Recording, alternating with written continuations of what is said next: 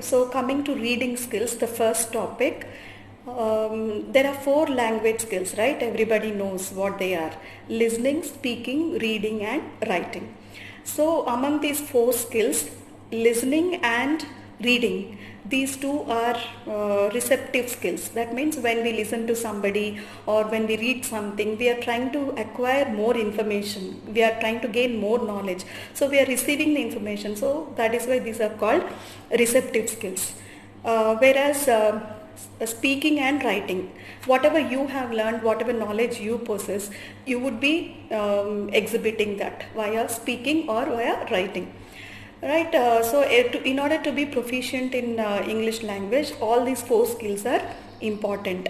So coming to reading skills, how to read effectively and efficiently, so we will be talking about that.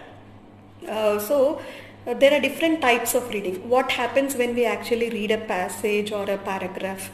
We try to comprehend the information. That is, we tend to understand the meanings of the words or the sentences given over there.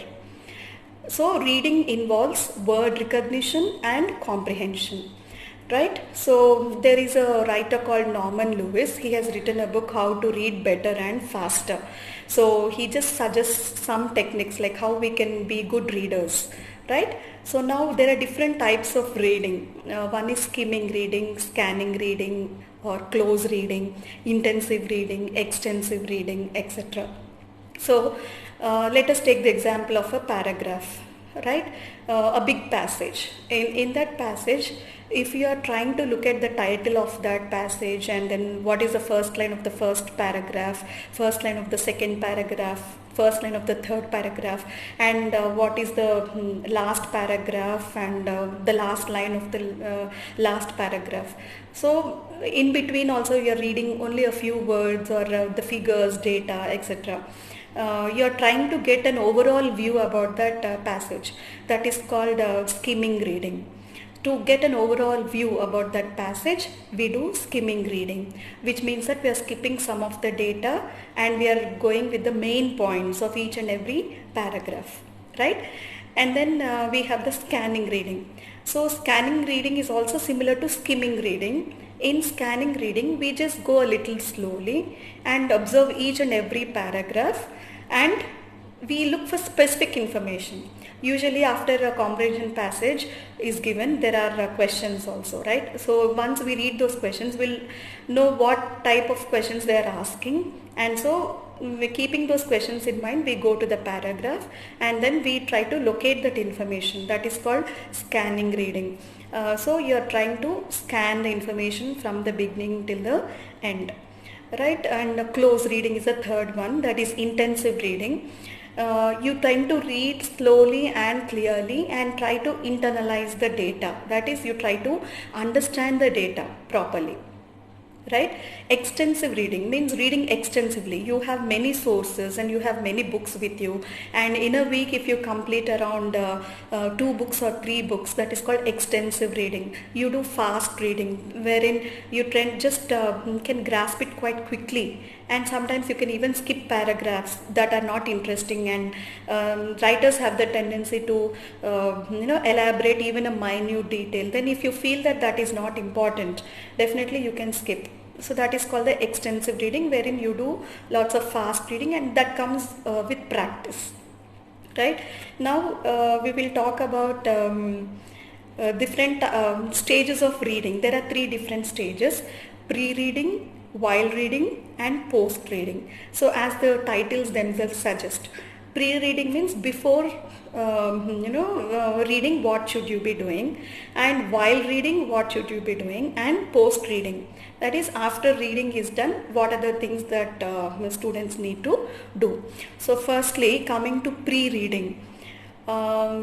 So pre-reading is like you will have to think about the title, what this title suggests, and what is your previous knowledge related to this topic, and you can also scan the information wherein you can locate some specific words which are in bold letters, or you can even look at the statistical data information, etc. So this is called the pre-reading, and you can also question yourself, what do I know about this topic, what is your previous experience about it, etc.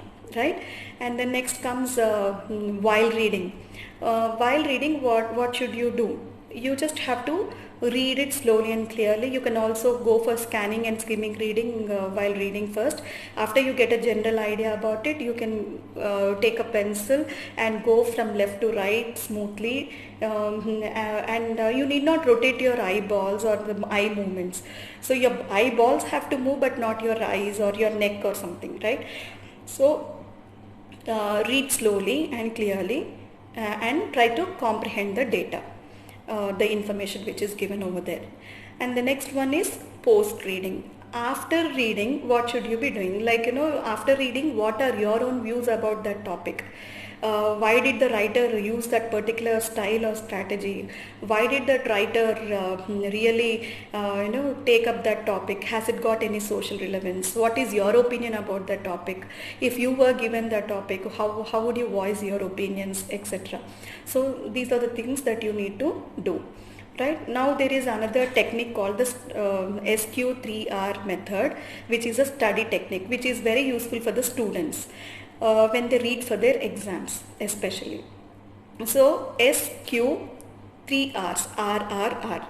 S means survey, Q is question, and the 3 R stand for read, recite and review.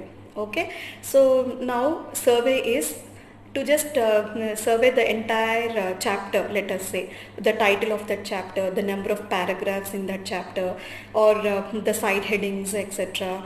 How many number of pages are there, how much time does it take for you to complete that chapter. That is called the survey, the preliminary thing that you would be doing. And the next one is question. So you need to pose some WH questions: what, when, where, why, how, whom, etc. So when you read also, if you have the tendency to question, it will really help you a lot, because you're trying to comprehend. Why did the writer say like this? Is it true? Okay, maybe such things also have happened. So why did he bring this example over here which is irrelevant? So like that you can question yourself. So questioning helps you to understand the content more. And then read it.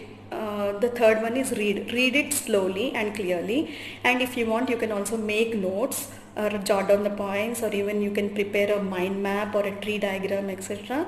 And recite. After you have read something, if you want to learn about it, if you want to memorize it, then you need to recite it. Close the book and again memorize it. Okay, in this paragraph he tries to talk about this. Okay, in this paragraph I need to remember these words, keywords or phrases, etc. That is called reciting. And then review is the third stage. Review is you will have to remember the content. You have to revise many times. Suppose you have learnt about reading skills today. Tomorrow again when we have a session, you can revise whatever you have learned in the previous class and be updated. Right? So these are the 4 points or 5 points that we get in SQ3R method: survey, question, read, recite and review. Okay, so in this unit we have 2 or 3 comprehension passages. Read the passages clearly and first read the questions. Usually in competitive exams we tend to go to the questions first and then understand what type of questions he is asking, and then with that preparation, if you go back to the passage, it will be easy for you to locate that information immediately and quickly. Read the passage, then first questions, then the passage, or you can also read the passage first and then go to the questions. It's up to you, whatever strategy you want to implement over here. Right? And then attempt all the questions. There are different types of questions also asked, the memory based questions or factual questions or inferential questions or grammar questions, etc. So